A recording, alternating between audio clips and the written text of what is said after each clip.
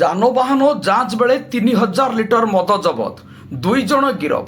Mayurbhanj police পক্ষରୁ ଚାଲିଥିବା ଯାନବାହନ ଯାଞ୍ଚ ବେଳେ ବିପୁଳ ପରିମାଣର ଦେଶୀ ମଦ ବୋଝେଇ ଏକ ପିକଅପ୍ ଭ୍ୟାନ୍ ଜବତ ହୋଇଛି। ଏଥିସହିତ ଚାଳକ ଓ ଖଲାସିକୁ ଗିରଫ କରିଛି ପୁଲିସ। ଗିରଫ 2 ଜଣ ହେଲେ ଖୁଣ୍ଟା ଥାନା ଅଞ୍ଚଳର ଚାଳକ ଶାନ୍ତନୁ ଦେ ଓ ବାଲେଶ୍ୱର ଜିଲ୍ଲା ବାଲିଆପାଳ ଥାନା ଅଞ୍ଚଳର ଖଲାସି ସାମାଇ ମୁର୍ମୁ। ବଡ଼ଦିନ ନବବର୍ଷ ଅବ୍ୟବହିତ ପୂର୍ବରୁ ମୟୂରଭଞ୍ଜ ପୁଲିସ ଦ୍ୱାରା କଡ଼ାକଡ଼ି ଯାନବାହନ ଯାଞ୍ଚ ସମୟରେ ବୁଧବାର କୃଷ୍ଣଚନ୍ଦ୍ର ଗୋଲେଇ ନିକଟରେ ସନ୍ଦେହରେ ପିକଅପ୍ ଭ୍ୟାନ୍କୁ ଯାଞ୍ଚ କରିଥିଲେ। ଯାଞ୍ଚ ବେଳେ ଗାଡ଼ିରୁ ପ୍ରାୟ 3,000 ଲିଟର ଦେଶୀ ମଦ ଜବତ ହୋଇଛି। ଶ୍ୟାମାଖୁଣ୍ଟା ଅଞ୍ଚଳରେ ଆମ୍ବଡାଳି ଠାରୁ ଦେଉଳି ଅଞ୍ଚଳକୁ ଏହା ଚାଲାଣ ହେଉଥିବା ବେଳେ ଗିରଫ 2 ଅଭିଯୁକ୍ତଙ୍କୁ ପୁଲିସ ଆଗରେ ଏହା ସ୍ୱୀକାର କରିଛନ୍ତି।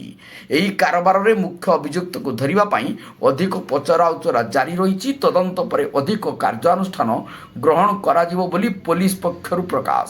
ଗୁରୁବାର ଅଭିଯୁକ୍ତଙ୍କୁ କୋର୍ଟ ଚାଲାଣ କରାଯିବ। ମୟୂରଭଞ୍ଜ ବାରିପଦାରୁ ଗୌର ଦାସ ଗିରିଙ୍କ ରିପୋର୍ଟ, ଜନତା ଏକ୍ସପ୍ରେସ।